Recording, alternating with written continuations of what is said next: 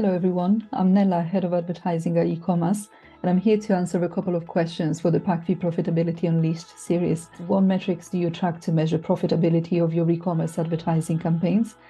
So my favorite metric in this case is CPA, cost per acquisition. It's one of my favorites because it tells you exactly how much you can spend for a conversion. So my team at e-Commerce always ensures that the first question we ask the seller is how much can you spend per conversion? And we make sure to break it down by ASIN so that we can set up KPIs by product. As you may know, each product implies different costs to produce, to store in Amazon FBA, to sell, and so on. And by looking at the full picture, we can help the seller understand which products can be only advertised at a certain conversion rate and which products have more room for advertising and can contribute to building the brand awareness.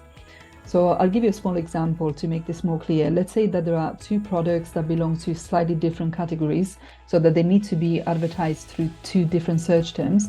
Both of these search terms average CPC, cost per click, is $1. The target cost per acquisition of product 1 is $4.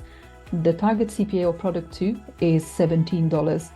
So this means that I have 4 clicks to generate a conversion for product 1, and I have 17 clicks to generate a conversion for product 2. This tells me straight away that product 2 will be the one to be pushed across the most competitive placements to gain visibility, while product 1 will have to make do with the 4 clicks or simply piggyback off the products to visibility. This is a very simplified view, but I hope it was clear enough. And you can look at ACOS, ACOS conversion rate, but I truly believe that CPA gives a tangible idea to the client of what you intend to do with the allocated budget. And this is how much I intend to spend for each order on this specific ASIN. What is your biggest frustration in e-commerce right now? I don't know if I can call it frustration. However, I will go ahead and say it. I'd like to see a clear roadmap of new Amazon features that will be released throughout 2024. So if we could have this in advance, it would save myself and my team quite a bit of time that we are actually spending on building creative ways to find and interpret data points. For instance, my team and I are working on quantifying the impact of content changes on organic success as precisely as possible. I'm always thinking, what if Amazon releases an on-platform tool to measure this? It's happened in the past, and it can feel like time not well spent, even though it wasn't necessarily evil at the time. And like I said, it's not really frustration. And don't get me wrong, I love the gifts that Amazon has been coming up with in terms of new features. It's more impatience. That's what it is. I'm impatient. And I'm mentioning Amazon here because I spend most of my time on this platform, but the same goes for other e-commerce platforms. Do you prioritize media on SKUs based on profitability? Yes, my team and I prioritize profitability over everything. At the end of the day, sellers are on Amazon to earn, whether it is in the short run or as part of a long-term plan. But this doesn't mean that we only spend money and time on those SKUs that run at a lower take cost. Instead, what we like to do is categorize SKUs into different buckets. There are many so-called buckets, but I'll only mention 2 for the purpose of this exercise.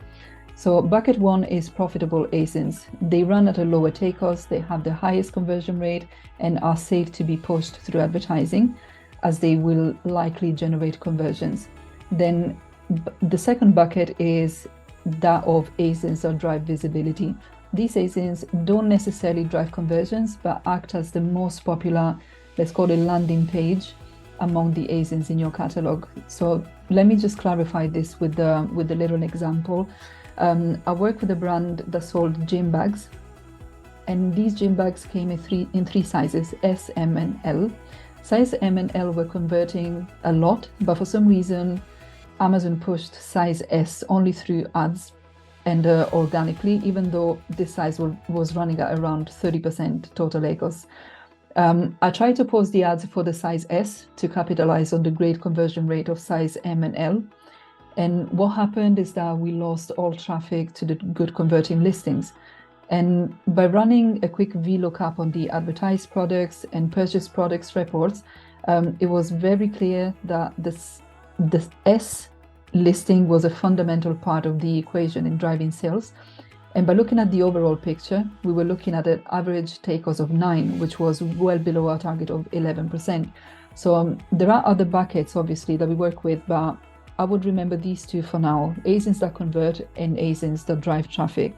Always look at the overall picture, even when profitability is your main goal, because you might lose very, very precious traffic. Which person on LinkedIn do you most admire? One of the people I follow with most interest and I'm a huge fan of has to be Jack Lindberg, former Pacvue, currently Director of Analytics at the Mars Agency. And I really appreciate Jack for several reasons. First of all, he's very, very knowledgeable, which never hurts. Then he explains complicated topics in a very easy way, which can be helpful for those that are just getting started with DSP and AMC. One of the things that I see constantly across Amazon gurus' posts online is the lack of how-to information when covering topics like sponsored ads, DSP, Amazon Marketing Cloud. Yes, it's interesting that you can see the impact of DSP on your PPC campaigns, but how do you do it? And that's what Jack does really well. He explains it to you in a post. He gives you information around the query that you need to run to find this kind of information without leaving you to wonder how you would obtain that information through Amazon Marketing Cloud. So I love to share everything I can as best as I can, and I love to help people understand concepts. Sharing is caring, I think, and Jack seems to be of the same idea by looking at his content.